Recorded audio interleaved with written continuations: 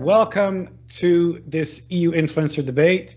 We have Berlaymonster, who has revealed himself to be Duncan Lumsden. And so this actually happened this year. So maybe before we talk about some of the burning topics, I just want to ask you, why did you choose to reveal your secret identity this year? And what is Berlaymonster all about? The reason I kind of dropped the veil of anonymity this year was, well, basically because I had a proper job before. I had a proper serious job, which I left at the end of 2019 and was continued to be involved in it for an extra year. And it wouldn't have been a seemly association for my serious side with the frivolous side. Also, I mean, I go back long enough that people did know who I was at the beginning. It wasn't a secret when we first started, and there was a small group of us who started it, and it wasn't a secret then. So a lot of my friends in the press room did know that it was me because I wasn't secret about it, including some of the spokespeople as well. They knew at the time as well. But then as the serious job got more serious, I thought, okay, time to kind of shut it down. And luckily in Brussels, there's enough of a turnover of generations of people every few years that after only kind of 18 months to a couple of years, there was only kind of a rare, ever more rarefied group of people who knew the association, and they were kind enough to keep it that way. They were kind enough to keep it secret, and I thank them for the kind of 10, 12 years of secrecy they afforded me, which allowed me to fire at all, I suppose, to be able to say things about fellow journalists, to be saying things about press people, about, you know, the anonymity did allow that, while not having to compromise on my professional life. And so you said you were doing a more serious job. Now you're doing a more frivolous job. So what are you doing now? I am what one would euphemistically call between jobs. Right. Having left my serious job, I'm now kind of looking for another one. I did take a year out, and that coincided with COVID, so it was an enforced year out in any case.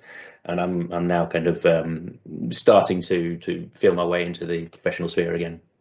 Fantastic. But in the meantime, having fun with this. I mean, and I suppose another reason for kind of breaking the anonymity was to be able to make the most of the fact that it does have a certain following. The Berlaymonster does have a certain following. I relaunched the website. I got a couple more contributors to help write some of the silly stuff. And yeah, a certain amount of it was, to be frank, about profile and my own personal profile. Having had a bit of a backroom job in my serious job, I think over the 22 years I was in Brussels, I think people started forgetting who I was. So now people know the Berlaymonster, know the Berlaymonster more than they know me. So I may as well, having broken the anonymity, make most of it. Right. So one of the big topics that we want to talk about is censorship. And obviously during the pandemic, but before, this was always a burning topic. And I think recently we've seen the fact that, first of all, Trump was banned from Twitter. And we've had this discussion saying, how can Trump be banned whilst the Taliban are allowed to tweet? And of course, this Twitter focus is particularly relevant to this audience, but of course, this applies to social media where Facebook decided to ban some of these accounts. So my first question, and as a comedy account, obviously you need to express yourself, you need to say whatever you want. So number one, do you think that some of these accounts should be banned? And who do you think should decide? Well, that kind of gets to the nub of it. I should share first of all my experience of having been banned from Twitter on one occasion. Right. I think it was only for a few hours. I was locked out, but it was because I had made light of I think it was a joke tweet about Aaron Banks. There was a period, I think there was a moment in November 2019 when some alleged private messages of his from Twitter got leaked. And a certain amount, there was a screen grab of some of the conversations he was having behind the scenes via his DMs, got into the public domain, and some journalists were picking it up and writing about it. So I did a spoof one. I think it was about a shady deal involving a holdall of citizens' data left in a numbered locker in Waterloo Station or something. Really kind of obviously parody. And I don't know what happened, but it was immediate. The account got taken offline. I was banned or cancelled or whatever you want to call it for a few hours while the dust settled.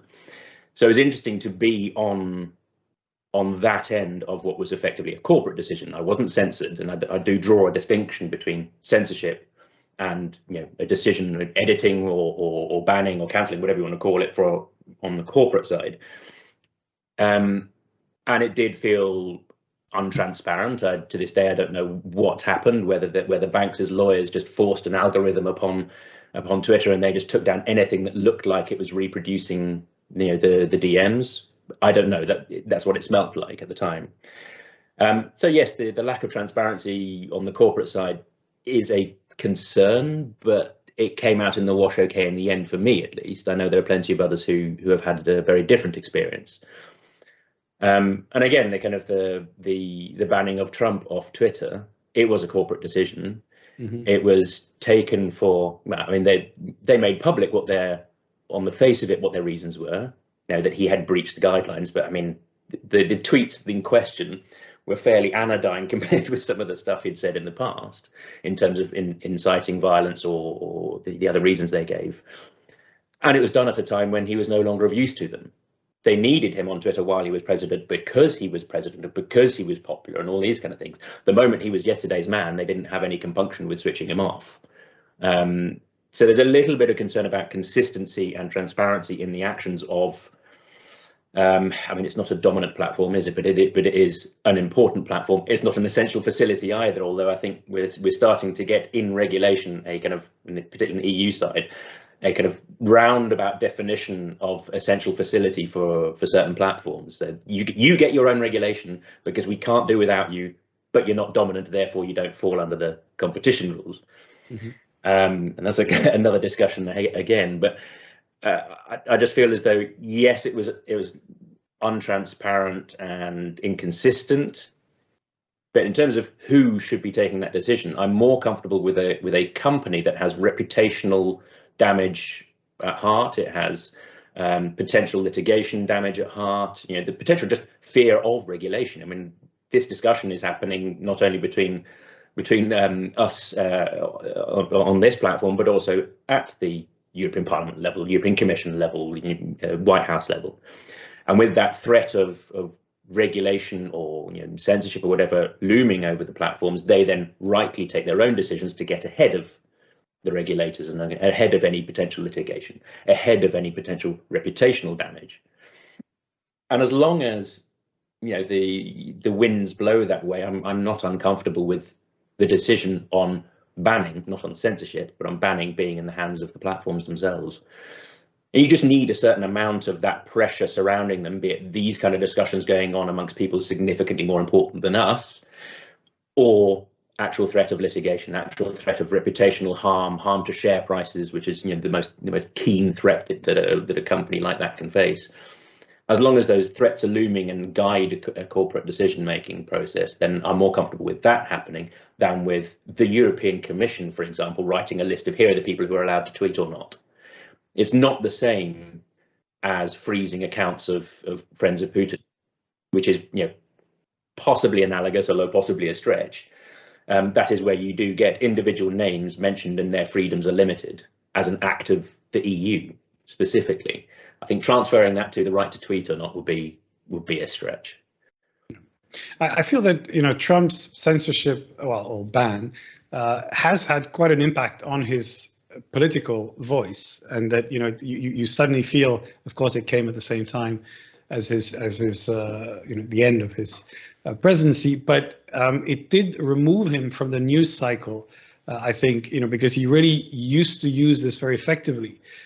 So I think you're right to say it's a kind of corporate ban, but it does feel and look a lot like a form of censorship where you're saying we're deciding who gets to speak and not. And I just want to get you to comment on what do you feel about because the pretext was incitement to violence. Now, I think it's hard to say that the Taliban haven't done some of that and aren't using their channels to do that. So do you think it makes sense to allow them to communicate, but to ban Trump? I'm just saying, what about what's your feeling between the two? I mean, if you're asking, should I be the arbiter? Me personally, should I be What's the your arbiter? opinion? What's your opinion? I'd quite happily say you're allowed to tweet and you aren't allowed Yeah. to tweet. So But which one are you going to let Trump tweet or the Taliban's? What's your decision today? I think the decision would be to allow Trump to tweet, but to mitigate the amplification, and that's what they've been doing since. In the last year or year and a half, what you've seen is you saw it already during the tail end of Trump, where you got the little warning messages under his tweets. Mm-hmm. And I think Twitter itself, as we're talking about Twitter, and that's the platform I know best, they are starting to see, okay, well, there's a little rider we can put on things that starts to mitigate the amplification. Are you sure you don't want to read the article first, is the warning you now get every time you retweet or quote tweet something which is a link to an article. And then since the tail end of the Trump era, you're starting to get these little warning messages which mitigate the amplification. The other thing to do is to mitigate the amplification is to prevent somehow prevent the trolls, or to the troll farms, the retweeting machines, all the kind of Clive 2513045s with all the flags in the name, all of those kind of accounts. I don't know how you do that, mm-hmm. but I think the amplification is as much a problem as the initial blurt. Mm-hmm. And you can allow people the right to blurt on Twitter, like Trump, but if you then mitigate the ability for that, for that idea to go 3 times around the world while the truth is getting on its trousers, mm-hmm. then you're fighting half the battle. And the Taliban, should they be allowed to speak, or should they be banned for incitement to violence? I mean, Well, if they incite violence on Twitter, I'd hope that Twitter would be consistent with their own guidelines, which they haven't been. And as long as people like us have this conversation, and as I said before, people significantly more important than us have these kind of conversations, then Twitter will feel ever more obliged to do so without there actually being a rule laid upon them. You must do this, you must do that. That's placing an awful lot of trust in them, but it is evolving, it is changing. The companies like Twitter are seeing. Perhaps it is just reputational harm of allowing these kind of things to fester on their websites. It could be that there is actually a kind of a corporate risk calculation, not just on the reputational side, but maybe litigation, maybe the fear of regulation itself. That means they're starting to act what we would say is more responsibly. Right.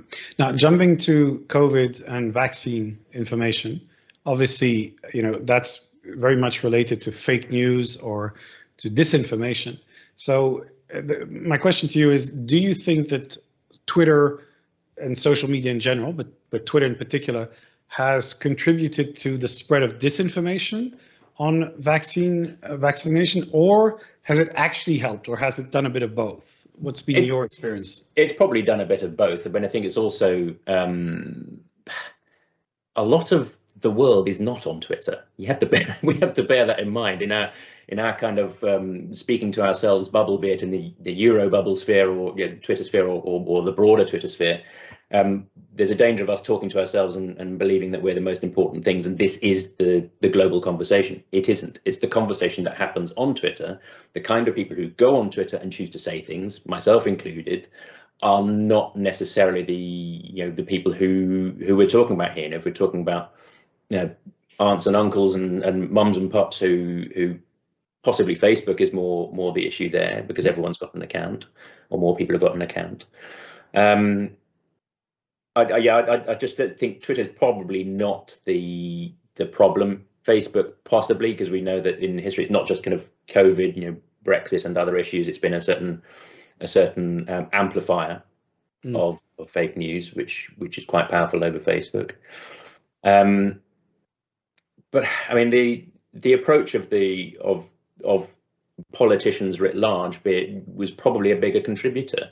The confusion over whether AstraZeneca is safe or not would have been a significantly more powerful way of putting people off something than the odd fake news bit on a dodgy URL on Facebook or Twitter.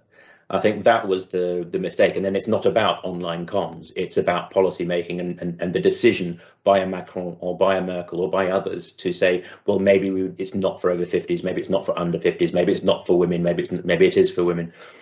That was I think the bigger factor. And then it's got nothing to do with online comms or social media.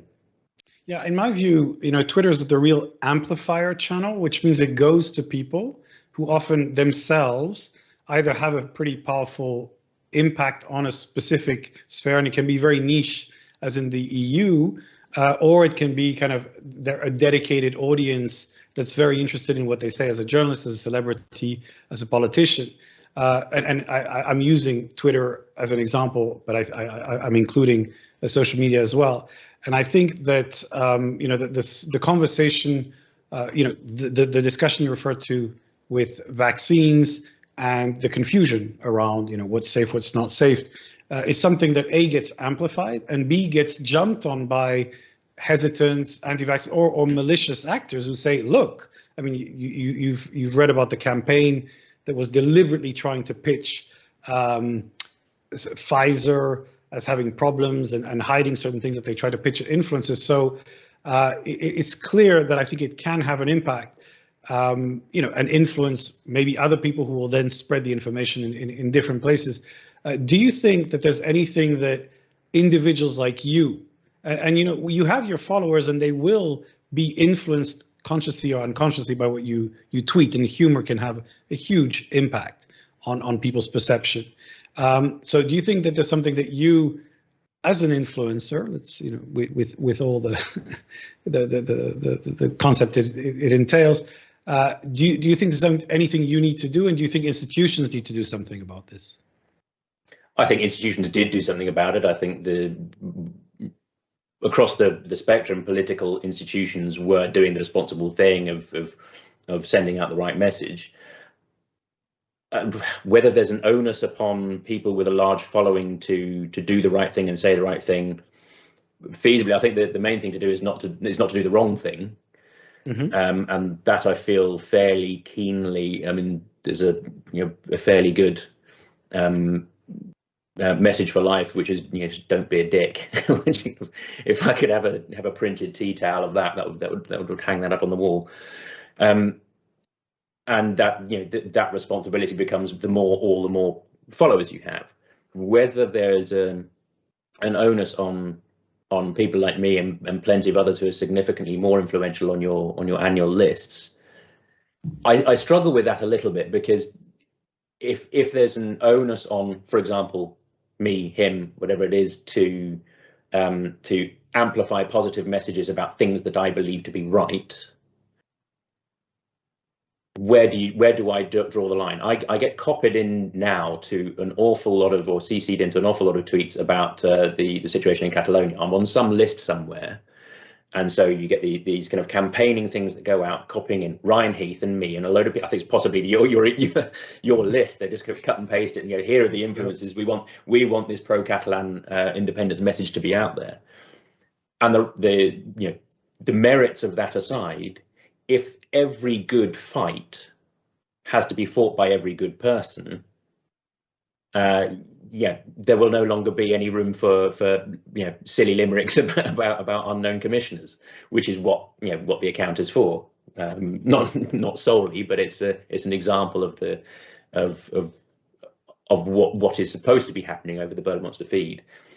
So I'm kind of, I would shy away from feeling a responsibility that I must be saying the right things to the right people in order that they do the right things. This is not a preachy. It's not a moment for preaching to anybody. I'm sure there's been occasions where I've retweeted things that I hard agree with, but it wouldn't necessarily be on things like vaccines. It'd probably be more likely to be on matters of EU policy or matters of Brexit or things like that. Because otherwise you end up tying yourselves in knots over kind of the issue of the day being, today as we are speaking, it's Afghanistan and flying people out of Afghanistan. Of course, there are an awful lot of right messages to be said out of that. But if people like me and any number of others on your list have to amplify every right message, Twitter's going to be even more of a bin fodder, I'm afraid. Sure. Lyra wanted to jump in. Yes, thank you. I just, on this token, in the States, in the White House is working with TikTok personalities and micro-influencers to promote vaccinations, specifically to the youth. So you don't think that that is something that should happen here as well?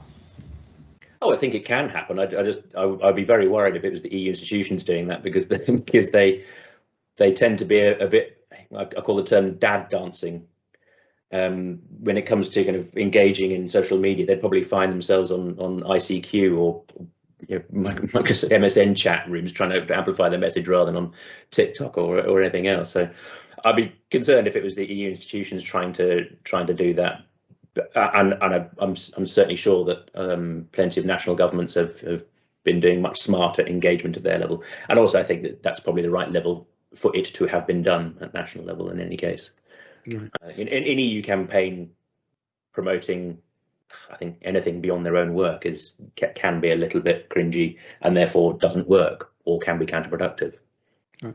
So to finish off, just the big topic has also been climate change, obviously with reports showing that things are getting worse before they'll get better. Every company has been tweeting about sustainability. Green things. The Commission has that Green Deal. Do you think that tweeting about it matters? It matters to the companies and organisations that do it. They want to be seen to be saying and doing the right thing. Now, one of the advantages of Twitter, particularly our Twitter, the EU Eurosphere, Euro Twitter sphere, is that you are not short of people to keep you honest, particularly in this regard. There are plenty of extremely good, extremely popular individuals and accounts that will hold you to account if you're a company or organisation having nothing to say but saying it anyway, or if you're trying to greenwash, or if you're just trying to get a sustainability hashtag in there in order to be seen to be doing and saying the right thing. So I think that the greenwashing to an extent comes out in the EU policy social media scene because of that, because you have these accounts that hold corporations and lobbyists to account. So I'm not too concerned about that. And my concern over the years, many years, a couple of decades, has been with buzzwords. And Brussels is a city that can generate them at a rate of knots.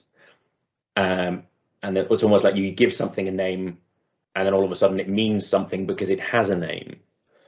And there is a risk that sustainability itself can tumble down that route.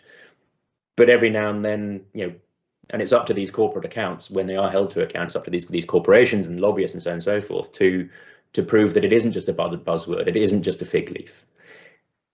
Sustainability, for example, can mean anything, everything, nothing, and all the bits in between. It can be a fig leaf, but it can also be we've changed our paper provider, we've introduced a cycle to work scheme, we're subsidising bike purchases for our staff.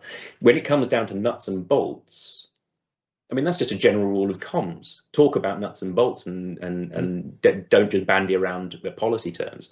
So I think in that sense, particularly in this conversation about use of social media, it becomes a generic point about comms. Good comms is specific, bad comms is generic. And if you're just saying, we remain fully committed to the UNDP goals and the Paris aims, then if there's nothing behind that, you'll be quickly found out, and you won't get any influence. Just tweeting that out, you won't get any retweets. Or if you do, there'll be rather unfortunate quote tweets with somebody taking the mick, possibly me, possibly any number of others. So I think it's pretty good at self-regulating, and if you are saying nothing, somebody will hold you to account for saying nothing. So they've been warned. Your tweets are coming, but I think your point about Twitter holding people to account is quite interesting. I agree with you. I think in Brussels you have experts who actually really drill down into what people say and hold them to account. And I think an excellent, very tweetable quote that good communication is specific and bad communication is generic. So And by the way, that's one thing that we're going to obviously ask, since a lot of this conversation will happen asynchronously. That means that people can tweet, and that we hope to have a really exciting discussion on Twitter whilst this is being shared live. By the way, can I ask you to do one thing? Because if you can bring Berlaymonster close to the screen, because I think our viewers really want to see the Berlaymonster in the flesh. Untangle myself, hold on. No problem at all, but that'll give us a nice shot. Wow, you have the amazing studio setup. So, but yeah, no, I think it'd be great. You can wave him around, and we can add this. We can clip that back into our wonderful edits. So this is the. Is it actually? Can you put? Oh, you can put your hand in it. Oh wow! So it's an actual puppet. I feel we should redo this whilst you kind of just have the Berlaymonster speaking. I think that would be the. So I couldn't hear anything you were saying just then, but. Oh, sorry. I was just saying. I think I'm not going to do the interview. Ventriloquist thing. I haven't used this guy for a long time. I bought him about 10 years ago, and the idea was to do a load of YouTube videos, but I turned out to be shit at them. So yeah, I deleted them all. I took them all offline, and I think there's a future for Berlaymonster, the puppet. So you can sign off as Berlaymonster with your puppet if you can do that. So I didn't realize how unwieldy he was when I bought him. Extremely heavy head. This is all staying in, by the way. This is the blooper reel for you. Yeah, but this is good. We'll use some clip. I'm sure that Philip and Katinka are thinking this has a lot of possibilities. The hand is cool. This is the struggle with satire. It's the behind the scenes, but that's what makes it good. So. Great. I can't even remember what voice he used to have. I think it was a kind of almost like a Flemish growl. But excellent. Maybe we need to do like a competition for choosing the voice of the Berlaymonster. But anyway, thank you very much for spending time with us and for introducing us to the real Berlaymonster behind the Berlaymonster.